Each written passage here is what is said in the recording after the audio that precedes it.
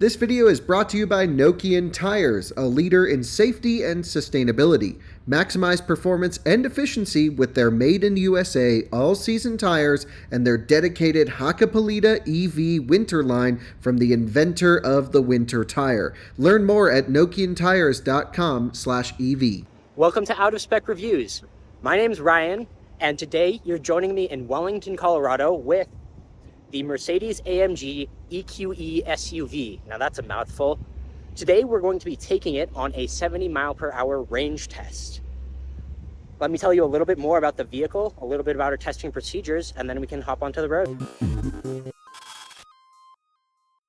To tell you a little bit about this is basically a baby EQS SUV, which is their big full-size SUV. So this is a little bit smaller. It's also got a slightly smaller battery. It's a very similar battery, just a few fewer modules, so lower voltage as well as lower pack capacity. In this case, it's 90.6 kilowatt hours. Now, this car is so new that it actually has not been rated on any of the range cycles, so we don't really know exactly what to expect, but I think somewhere between 270 to 300-ish miles would be reasonable. And of course, with this AMG version, we've got different bumpers, slightly different fenders, a bunch of performance upgrades throughout the entire vehicle. And importantly, we've got different wheels and tires. These are Michelin Pilot Sport EVs, and these are 21-inch wheels. For those of you who could see, those are actually carbon ceramic brakes, which are pretty cool. I don't think that'll have much of an effect on any of the tests we're doing here, but a cool technology nonetheless, and very expensive. And of course, what we're doing right now is we're plugged into these chargers and we're charging up to 100%. The first step of these range tests, as always, are to fill up the tires to the manufacturer recommendations. And in this case, it was actually 46 up front, 51 in the rear, so pretty high pressures. We got that done with the tires cold, and now, of course, we're here in Wellington charging up. We are getting the battery nice and warm, and we are charging it all the way up to 100%. These are the same conditions and protocols that we use for all of our testing procedures. Now, inside the car, I actually have it turned on, and I have the AC running. It's set to between 68 and 72, wherever is most comfortable for the situation. It's actually a very warm one today, but we've got the AC running, so the cabin will be nice, cool, and comfortable right when I get in, and the AC won't have to work super hard to cool down a hot cabin once we unplug. Once we're done charging, I'm going to, of course, get in the car. I'm going to go into the most efficient drive setting possible, and that's actually pretty important here in the AMG version. The different drive modes have a ton of different settings, and they change so many different variables, so in order to get the most range, it's important to be in comfort setting, which gives us most comfortable and most range. What we're going to do then is hop onto the highway right over here. It's just I-25 northbound, and we're going to speed up with gentle accelerations. We're going to do gentle accelerations to avoid any sort of heat losses that come from the acceleration. Going to minimize those as much as possible.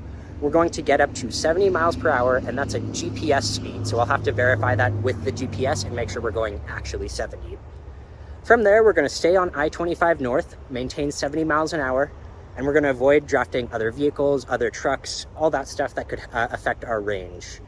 We're going to continue along up to Cheyenne, then we're going to take I-80 east, and then we're going to turn around when we have around 60-ish% state of charge. That will make sure that we have enough range to get all the way back here to the start. And we're going to stay on the highway for as long as we possibly can. Presumably, we'll get back here with a little bit of juice left, and as long as the battery's permitting, we have enough state of charge, we will stay on the highway and make loops on I-25 back and forth. We're going to continue doing that until we're at a very low state of charge, such that we have to get off, and we're going to take these frontage roads which run right next to I-25. We won't be able to hit exactly 70 miles an hour, just with the speed limits and some traffic on those frontage roads, but it will allow us to run our car all the way down to zero. And that way we can have a full range test and stop when the battery is truly empty and not cause any potential hazards on the highway. Finishing up the top charge here, just wanted to tell you a little bit about the weather. It's a hot one today. definitely well into the 90s. And as you can see from the flag, very, very little wind. There's a bit more wind in Nebraska, about 5-ish miles an hour, and that will be a tail/headwind. So tailwind going east and then headwind going west. Should not have too big of an impact. And again, these are real world conditions. There's not a whole lot we can do with weather, just choose the best possible day. But these conditions are really solid, and we've seen plenty of great results with weather very similar to this. So I'm excited to get on the road and see how this does. It's projecting a bit over 280 miles. I think that estimate that I mentioned earlier, 270 to 300, is pretty good. I think it might be closer to the lower end of that, but we'll just have to see. Currently, no one really knows, so someone's got to find out. And charging ended. I'm gonna go unplug, hop on the road, and you'll join me as I'm merging. You're joining me as I merge from Wellington onto I-25 North. And as I mentioned earlier, it's just a gentle acceleration trying to get to about 70 right at the end of this merge lane. And then, cool, we can lock it in. I'm going to verify the speed on GPS, and that's the beginning. As it turns out, 73 indicated is a 70 mile per hour GPS speed. So we can get started and buckle down for the next few hundred miles. Taking exit onto I-80 East. Here's some info so far. It's very poor efficiency. I'm not exactly sure why. You know, I've got AC on, but it's on the Eco mode, as you can see. Not Eco Plus, but the Eco mode. And here we are, 75% state of charge. We've gone 70 miles, which puts us right on track for about 280 miles total on this range test. We had 3 miles where we were in some construction, going about 65-ish instead of the 70. But again, we're back up to our 73, which is 70 GPS speed. Here was the culprit, but we're still at it, going well, and yeah, I think high 200s is definitely looking like it's going to be the answer. Here we are getting off in Dix. That's the name of the town. We've got 65% state of charge, and we've gone 100 miles. And there's Dix. I told you. And the next town was about 10 miles down, so I thought I'd just play it conservative, turn around here, and geez, look at all this traffic. It's been easy, it's been good. As I mentioned, there was that one little slowdown, but it wasn't very long, about 2-3 miles, and it was about 65 miles an hour through that, so. And then again, we've got some gentle acceleration back onto the highway. And yes, I turned around a bit early, as I mentioned, only 65% state of charge. And my plan is to just do loops on I-25 back closer to Wellington, since exits are a bit more common, not every 10 miles or so, as they are out here. So we can get back on the highway, get back up to 73, and continue this test. I'll check in with you guys once we hit 50% state of charge. Just crossed over to 50% state of charge, and you're joining me in that construction area again. It's been about 3 miles now, and we've slowed down to about 60 here. But we're doing about 3 miles per kilowatt hour, and we've gone, let's see, 137 miles, so on track to do just about 270 miles, plus minus a little. I've actually put in a destination right next to the chargers in Wellington, but I did not put the chargers themselves as the destination. It's important to do that because this vehicle will precondition the battery. It'll heat it up or cool it down, whatever it needs to do in order to accept the maximum charge rate. So I avoided that. I just put in a destination right next to it. It will not precondition the battery, and it's saying we'll arrive with 23%. And that's totally fine again, because we can continue just on I-25, make loops around Wellington, and then pull off the highway once we're at very low state of charge. We've already sped up a bit, and we're going closer to 65 now. But things are going well. Again, I've got mostly just great stuff to say about the AMG EQE SUV. What a mouthful. it's really comfortable, even for such a sporty SUV. Before this range test, I took a little bit of time, drove it around, pushed it a little bit. It's quick. It's properly quick. It's pretty fun. I think it's got a pretty decent chassis and dynamics for what it is. Again, you're gonna have to keep in mind that it is a mid-size SUV, but I think where it's really excelling is basically just this test right here. To be clear on that, the efficiency isn't, spectacular, and the range isn't going to be great, but it is very comfortable. The AC is great. It is very quiet in here. The roads, it feels so smooth. I can hear bumps and stuff, but I don't feel them quite as much. I've also just been very comfortable in the seats. I've not been using cooled or heated seats, which are test protocols, but when you're on a road trip, I'm sure that just makes it even a little bit more comfortable than it already is. I think the sound system's really, really solid, really great, and overall just a really nice place to be, to spend some time in. And I've already spent a couple hours here, and I'm gonna spend a bit more.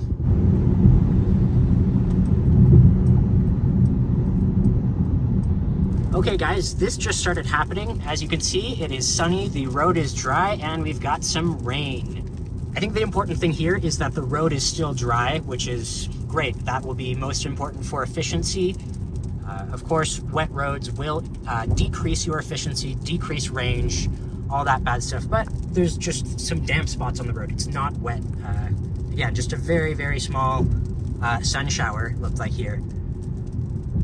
But things are going well. We've got 30% state of charge. It's projecting 25 when we pass by Wellington. So my plan from here is to basically stay on this. Hopefully the sun shower looks like it's ending pretty much.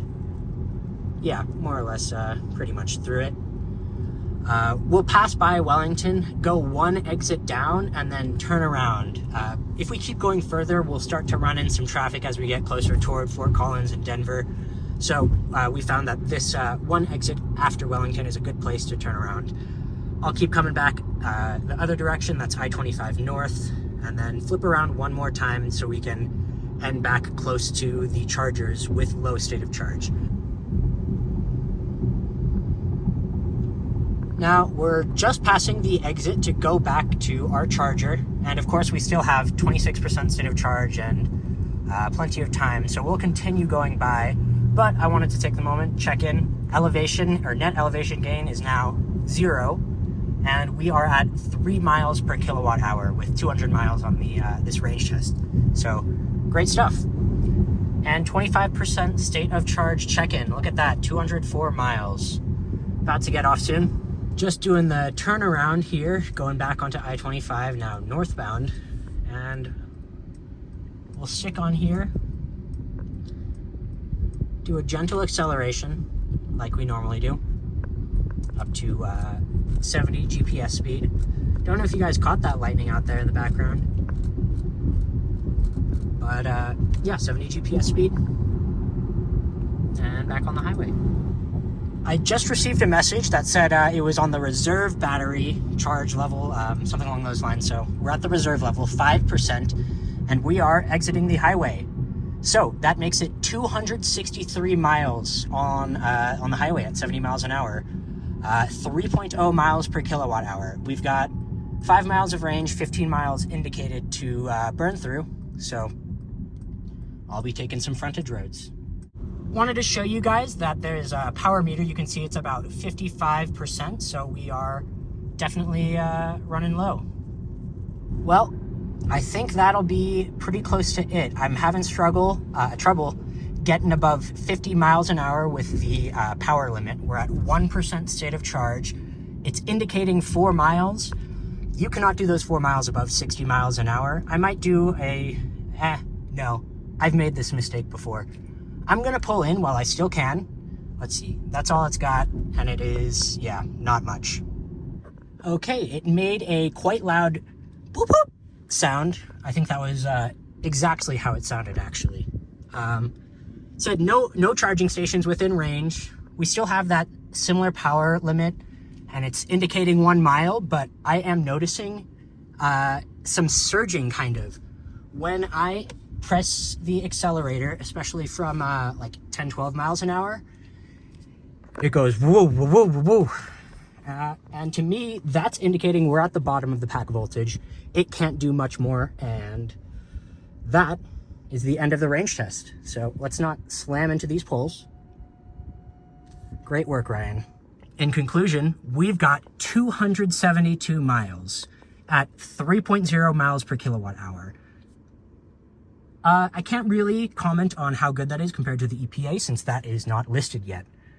However, I will say that 272 miles out of a performance variant of a mid-size SUV is a very good number.